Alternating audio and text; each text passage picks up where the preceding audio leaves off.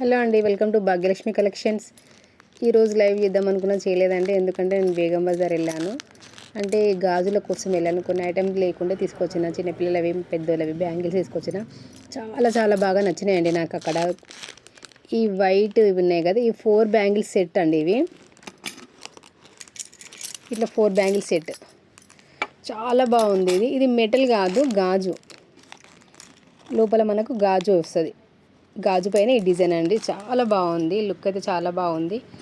అలాగనే ఇవి దీనికి అలా పేర్ చేసుకోవచ్చు. ఇలా చాలా బాగుంది. రాణి పింక్కు ఇలా సెట్ చాలా బాగుంటుంది, నీట్గా ఉంటుంది. ఇలా సెట్స్ అయితే తీసుకొచ్చిన. ఇవి సెట్ అట్లా చిన్నపిల్లలవి.